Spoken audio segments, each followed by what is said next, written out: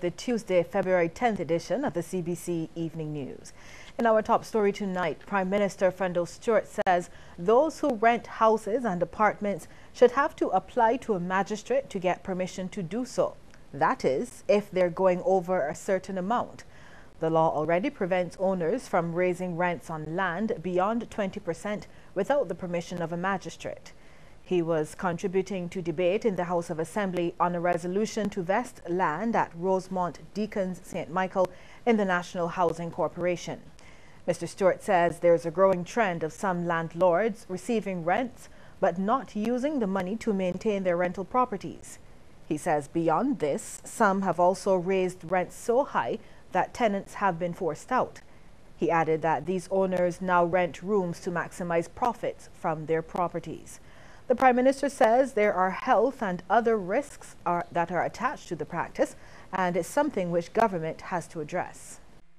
I think the time has come, because it is still continuing, when we have to look at ways and means to control that form of abuse. Now let me make it very clear.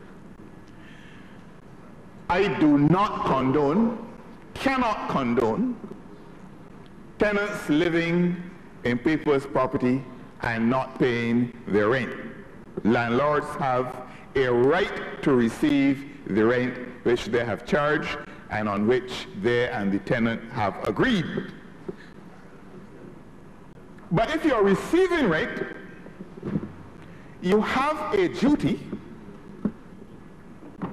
to keep the premises in tenantable repair, in good condition.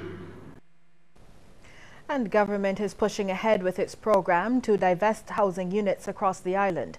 The disclosure from Minister of Housing Dennis Kelman, who introduced the bill to vest land at Rosemont and Deacons for housing development. He says there are 69 units on the nearly 2 hectares of land. We are not speaking about 69 units only. This only forms part of the total program that we are seeking to divest, which can total as much, Mr. Speaker, of over 2,629 units. In other words, once this policy is put in place, with the stroke of the pen, this will be one of the largest housing applications that this government or any other government would have been able to do at any one time. Government is moving to reduce delays with its housing unit divestment program by making it part of a capital works project.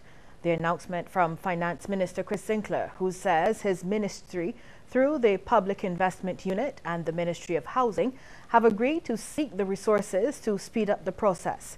Mr. Sinclair noted that the effort has encountered many unforeseen challenges, with surveying, engineering and legal costs rising.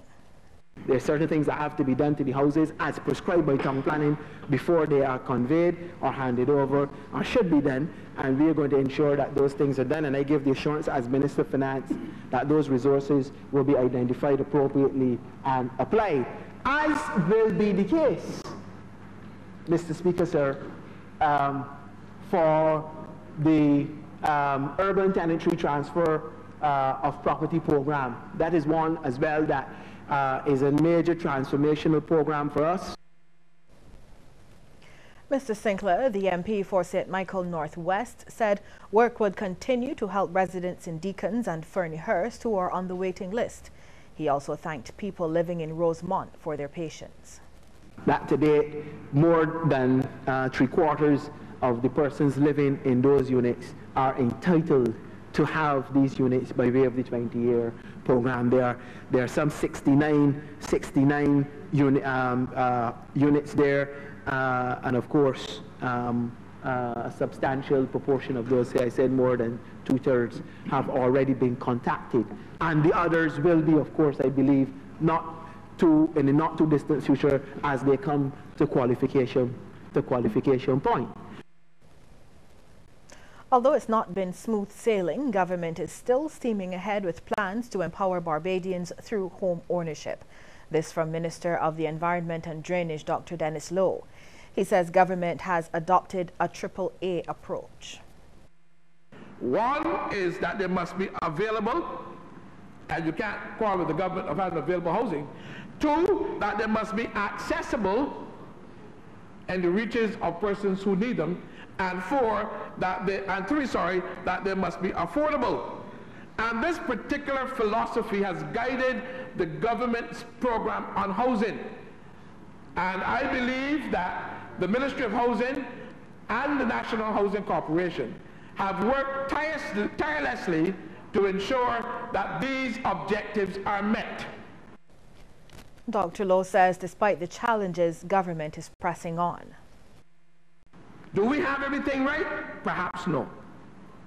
Have we been able to meet our targets and the time frames of our targets? Perhaps no. Circumstances beyond our control have affected our progress. But at the end of the day, we are still on a sprint to create affordable, accessible, and available housing to ensure that every person who desires to have a piece of the rock has access to that. Meanwhile, the opposition Barbados Labour Party continued its boycott of the lower house of Parliament.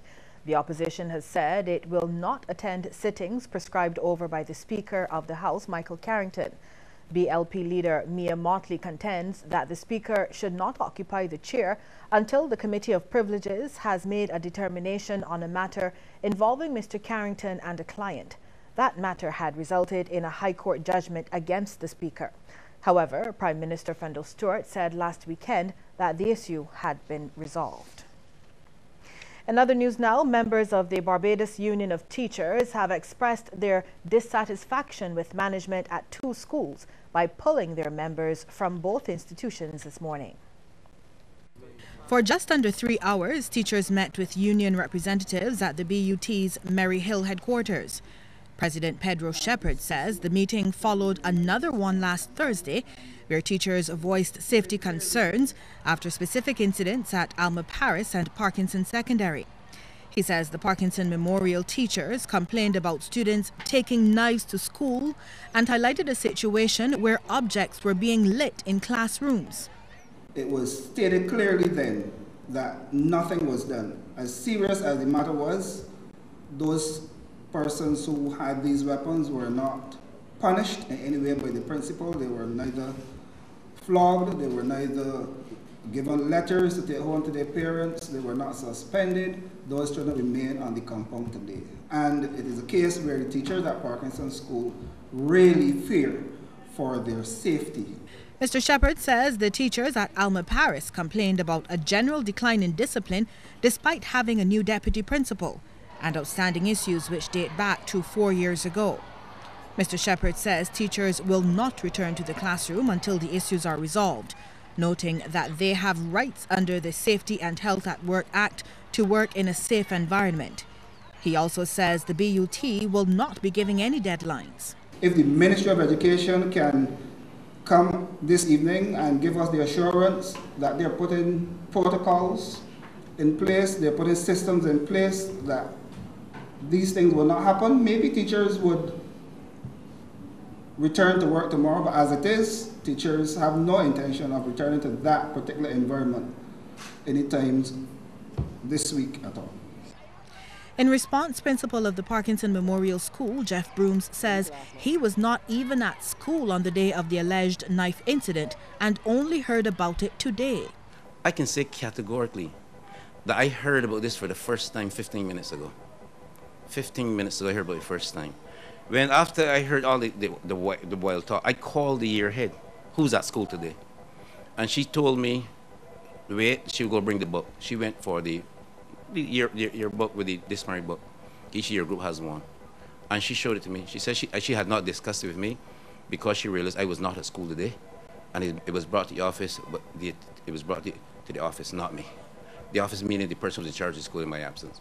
I had dental procedures, so I was away from school that day. He revealed the meeting of teachers from his school this morning caught him by surprise. He says neither he nor the ministry had been notified about the action by the BUT.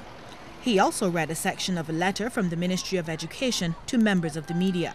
I have a letter here from the Chief Education Officer that came in front of on my desk this morning, in which it clearly says, I wish to inform you that the ministry has not received any notification from the Barbados Union of Teachers relating to a withdrawal leave at Parkinson Memorial Secondary School. The ministry therefore expects that school will proceed as normal on Tuesday, 10 February. I don't know, the ministry does not know. But people, and people talk about leadership style, that's the leadership style that I have no respect for. Mr. Brooms also spoke about some of the plans which were implemented to minimize disruption to the classes earlier today. Those included assigning prefects and the remaining teachers to year groups so the students could be monitored. President of the National Council of Parent Teachers Associations, Rhonda Blackman, wants to see an end to the protest action taken by teachers at the Parkinson Memorial School. She voiced her concern on the situation this morning, noting that the students are the ones being disadvantaged. She is therefore calling on parents to take a stance on the situation. I spoke to the president of the PTA of Parkinson last night, and if it means that we have to mobilize our parents at the Parkinson School, mobilize our students at the Parkinson School to get some resolve to this matter, we will have to do whatever we have to do. It is sad, as I said before, this is beginning to fester. It is beginning to feel like a cancer, and we are calling on the authorities to do everything in their power. Ms. Blackman praised the students' conduct after addressing them at full assembly. The children were very well organized. They were very orderly, in spite of the fact that there wasn't, in my view, adequate supervision. They were on task in terms of their deportment and behavior, and I felt that there was some edge of control at that point. Well, in a news report earlier today, Mr. Brooms said he indicated to the Ministry of Education that he wanted to retire. However, earlier this evening, the Ministry of Education issued a statement rejecting Mr. Brooms' assertion that he offered to retire and that it was not accepted by the ministry. In outlining their version of the facts, the ministry says on August 21st, 2014, Mr. Brooms applied for a term's leave and leave passages from September 1st to December 2014 and permission to take 42 days vacation at the end of the period of the term's leave. The ministry says he was advised that in accordance with the General Orders 5.1, head teachers of primary and secondary schools are not eligible for vacation leave other than periods of school vacation, but may be granted in addition hereto one's term's vacation leave with full pay after every tour of service for 12 terms in the case of head teachers of secondary schools. The ministry adds that on August 27th, Mr. Brooms subsequently withdrew the urgent request for the term's leave and vacation. On January 19th this year, the ministry says it received a letter from Mr. Brooms stating his intent to retire from the Barbados Public Service effective May 1st, 2016. Mr. Brooms requested a term's leave from September to December 2015 and also requested 126 days vacation leave. The ministry says it has prepared correspondence for Mr. Brooms informing him that he will be granted the term's leave from September to December 2015. Accordingly, his effective date of retirement will be January 1st, 2016. The request for 126 days vacation leave will be treated in accordance with paragraph 1 of General Order 5.1, as Mr. Brooms has already been informed. Well, we'll have more news after the break, including a proposal to allow safer highway vending. And we want to get your take on that issue. So, do you believe the setting up of kiosks will reduce the dangers of highway vending? Text yes or no to short code 8111. We'll have the results for you at the end of the news.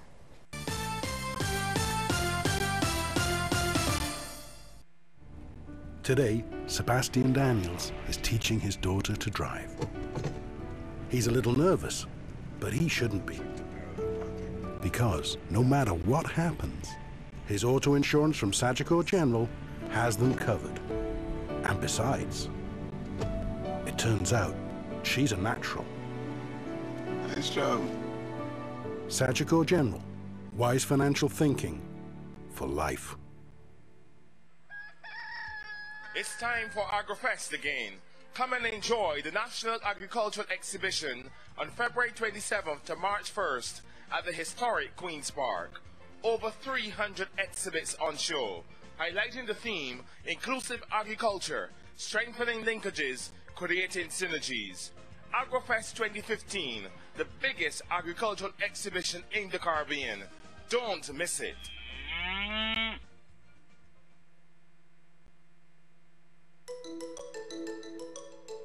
When you need space to grow, there's nothing like the home you own.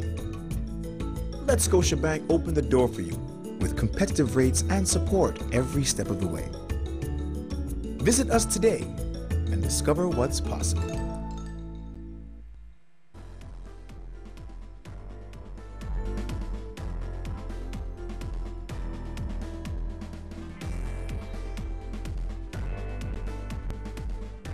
Going to get the test helps solidify the trust that you have in your relationship and shows the other person that you care. With HIV couples testing, when both of you in the room are together and you're receiving those results together, no matter what happened, the love is there to hold it and keep it.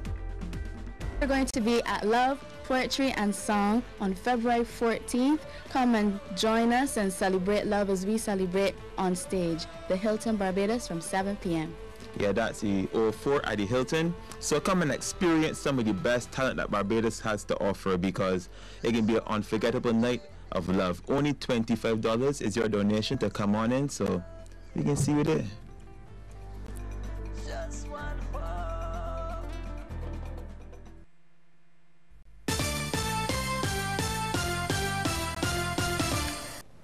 A man in his early 20s is believed to be the island's latest murder victim. He is Lamar Gill of Springfield, St. Thomas. His body was discovered in the wee hours of this morning. According to lawmen, about 1:20 a.m., a police patrol intercepted a motor car at Mangrove, St. Thomas. The occupants of the car reportedly ran away and escaped into the surrounding bushes, and Gill's body was discovered inside the vehicle. A CBC team went to speak with relatives at Gill's home, but the family was unable to give a comment. There have been concerns about the large number of vendors on the ABC highway and implications for traffic safety. These concerns prompted the Ministry of Transport and Works to put a proposal to Cabinet to establish a small number of approved vending facilities along the ABC highway. Well, Cabinet has agreed, but the proposed move to set up such facilities and a pilot highway vending project is already sparking debate. Ryan Broom has more. It's said that there's good and bad in everything. And with this proposed move of the vendors off the ABC highway, depending on who you ask, whether vendors or customers, you get some different answers. Take Rashawn, for example, a young coconut vendor just a couple of months into the business who plies his trade in Warren St. Michael. I feel if the moving vendors off the highway and thing and the point of me, I'll just say, I feel if the point out there and they can make better, that'd be great for everybody. Everybody still make sign all the time. Right, make a little money. One of Rashawn's customers, however, has a different view. She thinks the vendors should be allowed to remain where they are. Coconut goes along with being on an island, and I don't want to go searching to find coconut water. I want to find coconuts as I drive. It's been that way, it should remain that way. You take this away and keep commercializing things and it defeats the fact, I'm on an island. Not very far away, another coconut vendor who gives his name as Yoshi speaks to us off camera. He anticipates that it could prove challenging to switch locations and still maintain the same level of business. It depends on where they're looking to put me. Here it's good. We're surviving a little bit. We ain't that hard, but we're making ends meet. They gotta find some place. It could do something here too, like where located. They could build a store for me. They enjoy that, so they just one movie. They say where to put me at, or they. Let's move at people. Another coconut vendor, Tony, also has some concerns about the proposed move. I say everybody know we're out there. And if you got to move, you're going to be hard because you got no fresh people and you got to know where you're going. Then you get people for pay and all kind of things. You get family for mine. And if you move, they're going to be hard for you right now. One of their dedicated customers believes it's a bad idea. The vendors made their customers in strategic location that they've built for a while. And in moving them, most of these people come from this community or a little bit further out of the community or traveling via to or fro their home on the highway, and they stop at different venues where these vendors are, and they get to know customers. They have their own customers.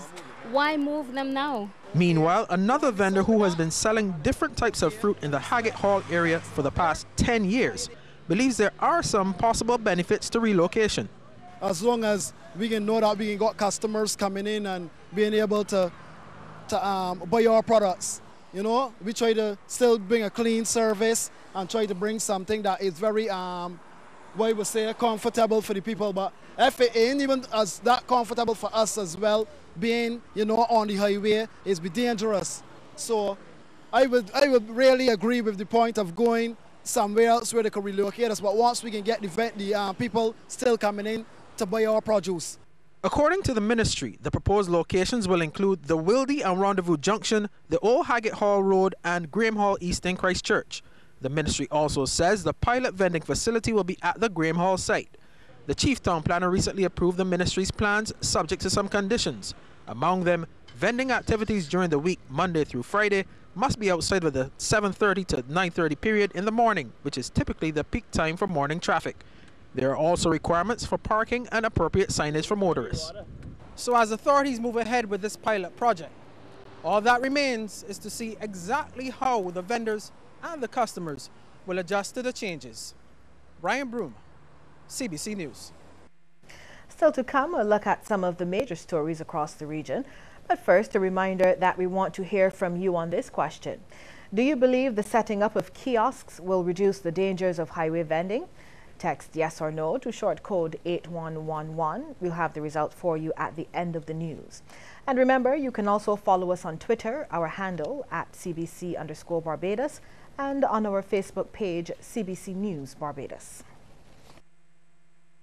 A cruise this year with Byco. Just spend $10 on any Byco product and claim a scratch card. You could win 2 7-day Carnival cruises, courtesy of Foster and Ince, and 2 dinner cruises from Black Pearl Party Cruises, or one of 500 1-liters of Byco ice cream and 1,000 Byco bandanas. See press for a list of participating outlets or call Byco at 430-2100.